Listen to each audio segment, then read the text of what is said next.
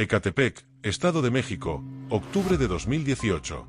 Una pareja empuja una carriola como cualquier familia a simple vista. Parecen dos padres que llevan a su hijo. Pero lo más impactante es que dentro de esa carriola no hay un bebé. Lo que los policías encuentran en su interior son restos humanos. Ese día, el mundo conocería a los llamados monstruos de Ecatepec. Este caso no es solo la historia de dos asesinos, es el retrato de una sociedad que permitió que el horror creciera en silencio. La pregunta aquí es ¿quiénes eran Juan Carlos Hernández y Patricia Martínez? ¿Cómo lograron asesinar a tantas mujeres sin ser descubiertos? ¿Qué mecanismos psicológicos y sociales hicieron posible que dos personas, aparentemente normales, se convirtieran en depredadores seriales? Para entenderlo, debemos retroceder algunos años. En Ecatepec, uno de los municipios con mayor violencia de género en México, las desapariciones de mujeres eran frecuentes.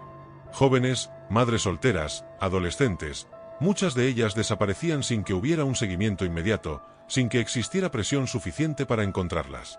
En ese contexto de impunidad y silencio, dos depredadores pudieron operar durante años sin despertar sospechas. Juan Carlos y Patricia no eran invisibles.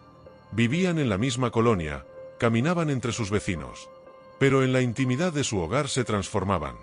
Él, un hombre con un profundo resentimiento hacia las mujeres, con antecedentes de abusos y rasgos antisociales. Ella, su cómplice, su aliada, atrapada en una relación de codependencia y violencia compartida. La psicología criminal nos enseña que cuando dos personalidades violentas se encuentran, pueden formar un vínculo simbiótico, una pareja que convierte el amor en un pacto de sangre. Así fue como nació su modus operandi. Patricia salía a las calles, buscaba mujeres vulnerables, jóvenes que necesitaban ayuda, madres solteras a las que podía ofrecer ropa usada, perfumes o trabajo. Ella era la carnada. Las invitaba a su casa con palabras amables y promesas sencillas. Una vez dentro, la puerta se cerraba y el infierno comenzaba. Juan Carlos era el ejecutor. Muchas víctimas eran sometidas sexualmente y después asesinadas, ya fuera por estrangulamiento, degollamiento o golpes mortales. Pero el ciclo no terminaba ahí. Los cuerpos eran desmembrados con frialdad. Los restos se ocultaban en bolsas negras, en cubetas con cemento, incluso en el refrigerador.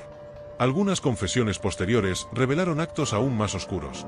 En ocasiones consumieron partes de los cuerpos, y en un caso llegaron a vender al bebé de una de sus víctimas. Cada crimen seguía un patrón que repetían con precisión. Ella atraía, él ejecutaba, juntos ocultaban. Y durante años, este ritual macabro pasó inadvertido. Entre 2012 y 2014 cometieron sus primeros crímenes. Al principio eran más cautelosos, pero con el tiempo la frecuencia aumentó. Entre 2015 y 2017 ya habían perfeccionado su método, y la violencia se volvió casi rutinaria. Como todo depredador serial, la práctica trajo confianza. Pero también errores. Las familias de las víctimas no dejaron de buscar. Los vecinos empezaron a notar comportamientos extraños, olores en la casa, movimientos sospechosos. Y finalmente, en 2018, las piezas comenzaron a encajar.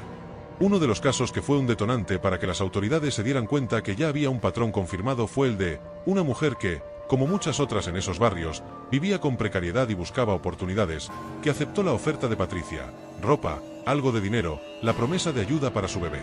Entró a la casa de la pareja y nunca más volvió a salir. Semanas después, parte de su cuerpo fue hallado envuelto y abandonado. La otra parte apareció, fatídicamente, dentro de la carriola que Juan Carlos empujaba aquel día. La indignación de su familia, una madre que no dejó de preguntar, una tía que insistió en las autoridades, fue el motor que volvió visibles otras ausencias.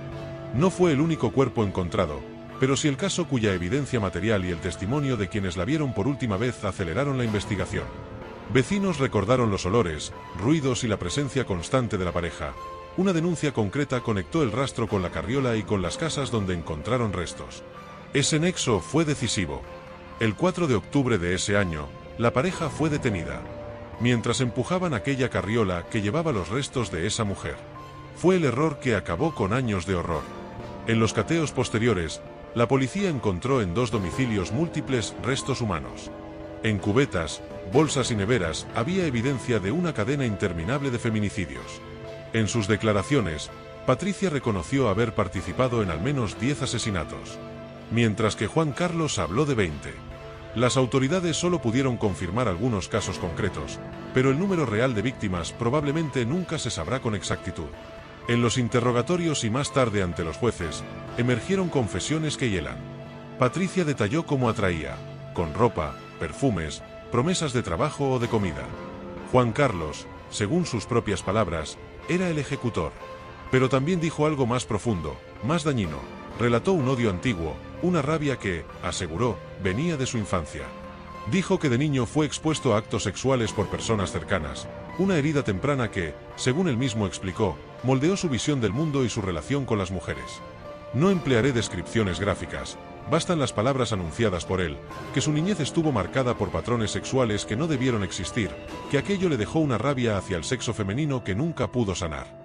Como psicólogo forense, escucho eso con cautela. Las experiencias traumáticas de la infancia pueden explicar, no justificar, la aparición de conductas violentas en la adultez, pero no convierten a nadie en asesino inevitable. No obstante, en su relato había un componente alarmante.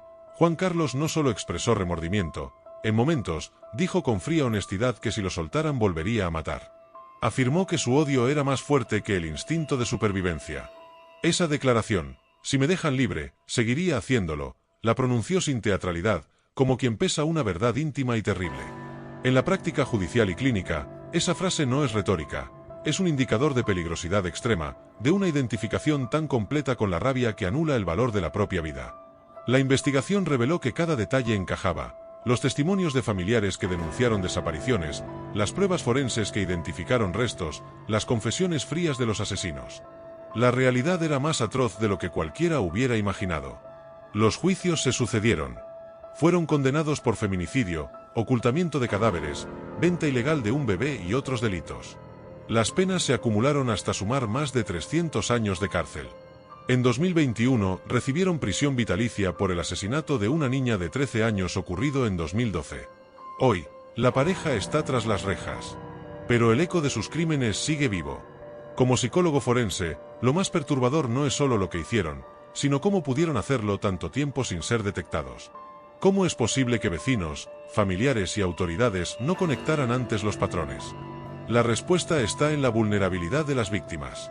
Mujeres pobres, jóvenes sin redes de apoyo, madres solteras.